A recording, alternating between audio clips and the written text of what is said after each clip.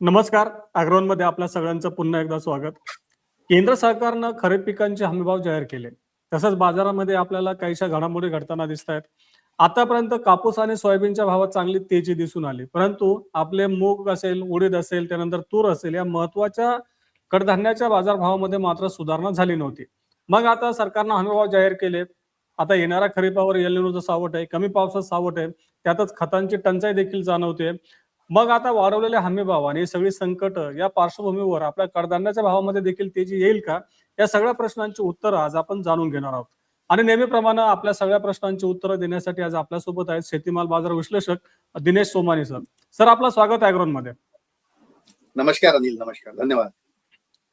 Sir, केंद्र सरकारने जे हमीभाव वाढवले त्याकडे नेमकं आपण कसं बघायचं, याचा बाजारावरती काय परिणाम होऊ शकतो? आता तुअर की भी अगर प्राइस देखो तो 84.5 के आसपास है.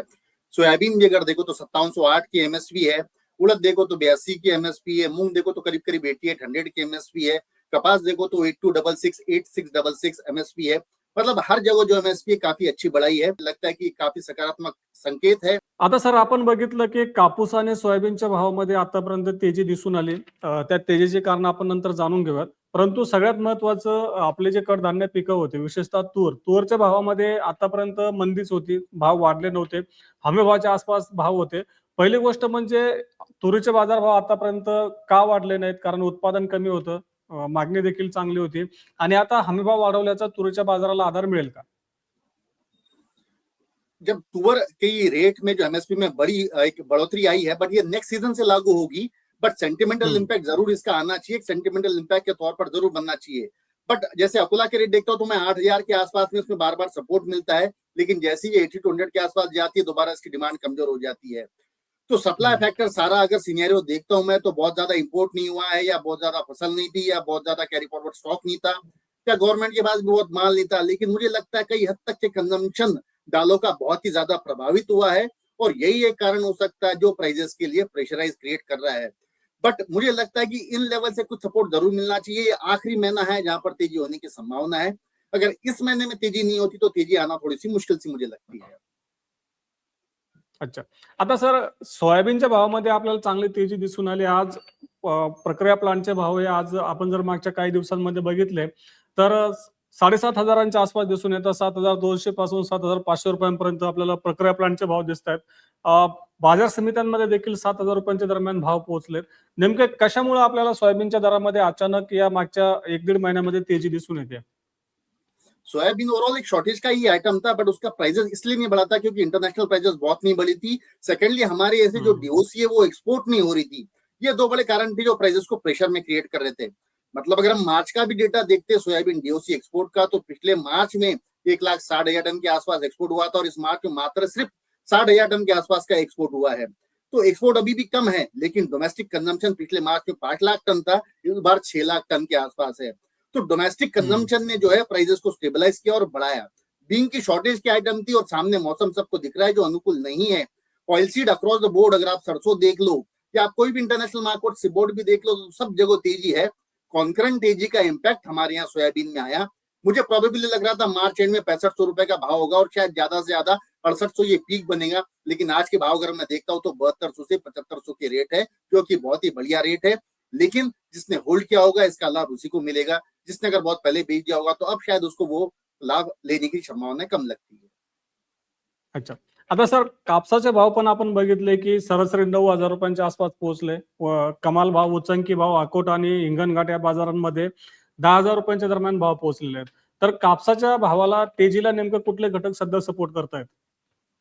कपास हमारे यहाँ तो उतना तेज हुआ ही नहीं जितना इंटरनेशनल मार्केट तेज हुआ है. $65-70 का वहाँ रेट हुआ करता था, अब $85-86 के रेट है. 30% से ज्यादा तेजी वहां पर आ चुकी है. तो हमारे यहाँ से एक्सपोर्ट अगर खुलता है वहां पे तो बहुत ही अच्छा हो सकता है. इंपोर्ट जो है वो भी आना कम हो सकता है. तो ये बड़ा कारण है. और सेकेंडली मैंने पहले भी कहा था कि टेक्सास ऐसी एरिया है जहां पर मैक्सिमम 50% कपास वहाँ यूएस में होती है. वहाँ ड्राई वेदर है, वहां की क्रॉप रिपोर्ट अभी हाल फिलहाल अभी भी अच्छी नहीं आ रही है. तो इंटरनेशनल संकेत काफी ज्यादा तेजी के. हमारे यहाँ अभी तक करीब करीब 95-100 के रेट्स हो जाने चाहिए थे. बट यहाँ पर वो तेजी नहीं आई जो इंटरनेशनल मार्केट में आई. लेकिन हमने कपास में और सोयाबीन में निश्चित तौर से तेजी एक्सपेक्ट की थी कि 95-100 के आसपास कपास आएगा और 6500 के आसपास सोयाबीन जरूर बनेगी. अच्छा. आता सर, पल्सेस बास्केटचं जर आपण बघितलं तर पल्सेस बास्केटमध्ये मूग असेल, उडीद असेल किंवा मग तूर असेल, याच्या हमीभावामध्ये सरकारने वाढ करून केल्याचे दिसून येतंय. का सरकारला देशातलं उत्पादन वाढवायच्या अनुषंगाने सरकार हे निर्णय घेतं, की देशात एल निनोचं सावट आहे आणि शेतकऱ्यांनी जास्त पेरणी करावी असं सरकारचं उद्दिष्ट असू शकतं? कारण सगळ्यात आता कडधान्याचे बहुतांश कडधान्याचे बाजार जे काही हमीभाव आहे ते आता ₹8,000 दरम्यान किंवा त्यापेक्षा अधिक वाढलेले दिसून येत आहेत. बिल्कुल सोयाबीन मतलब हर सेक्टर में अगर आप देख लो, ऑयलसीड देख लो, कॉटन देख लो या फिर तुम्हारी पल्सेस देख लो, तो एमएसपी जो है निरंतर उनकी बढ़ते आ रही है। प्रोत्साहित कर रहे हैं किसानों को कि ज्यादा ज्यादा सोइंग करो और यील्ड काफी अच्छी निकालने का प्रयास करो। बट कुछ हद तक के मुझे लगता है कि सरकार भी ने भी अच्छा सपोर्ट किया और गवर्नमेंट अपने फार्मर्स ने भी उसको अच्छा प्रतिसाद दिया है। बट अगर इनके प्राइजेस अगर इतने ही स्टेबल रहते हैं, गवर्नमेंट का भी एक कोटा है, एक सिस्टम है जितना वो परचेस कर सकते हैं। कुछ हद तक के इमीडिएट फार्मर्स को जो रिक्वायरमेंट होती है उनका परचेसिंग लेट होता है, सीमित दायरे में होता है। फार्मर्स को अगर इमीडिएट फंड का रिक्वायरमेंट होता है तो वो डिस्ट्रेस सेलिंग भी करता है। तो कुछ लिंक जो मिसिंग है, मुझे लगता है आने वाले समय में शायद वो भी पूरी हो जाएगी। गवर्नमेंट के एफर्ट्स किसानों को अच्छी आमदनी देने का पूरा जो प्रयास है, मुझे लगता है निश्चित तौर से आज नहीं कल देर सवेर जरूर सफल होगा। सर, मक्याच्या हमीभावात फक्त ₹10 वाढ केली. नेमकं सरकारला मक्याची लागवड कमी करायची आहे, कारण मागच्या 2 वर्ष मक्याकडे शेतकरी मोठ्या प्रमाणात वळाले होते. हमीभाव चांगला होता. हमीभावापेक्षा बाजारामध्ये रेट चांगले होते. पण आता फक्त ₹10 वाढ केली. यामागे काय उद्देश असू शकतो? मुझे लगता है कि ऑलरेडी बहुत ज्यादा प्राइसेस है कॉर्न की। अगर उसके स्पॉट प्राइस देखते हैं तो उसके हिसाब से एमएसपी भी बहुत ज्यादा है और इसकी एमएसपी काफी निरंतर बढ़ाई और इसकी सोइंग इतनी ज्यादा हो चुकी है हमारे यहाँ पर कि हर किसान मक्के को देख रहा है, क्योंकि उसकी ईल्ड भी बहुत अच्छी आती है, उसमें ज्यादा दिक्कतें भी नहीं आती है कंपेयर टू अदर पल्सेस। तो मुझे लगता है कि यही मात्र एक रीजन हो सकता है जहाँ उसकी एमएसपी बहुत ज्यादा नहीं बढ़ी है। बिलकुल.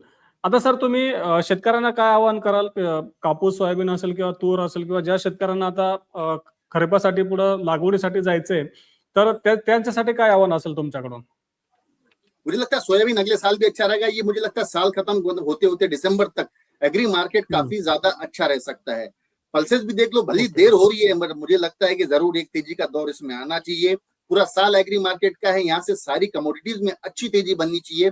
अगर आप अदर कमोडिटीज भी देखते हो, आप गोल्ड देख लो, आप सिल्वर देख लो, आप बेस मेटल्स देख लो, क्रूड देख लो, हर कमोडिटी में तेजी आ चुकी है, तो एग्री उसमें पीछे वंचित नहीं रहेगा।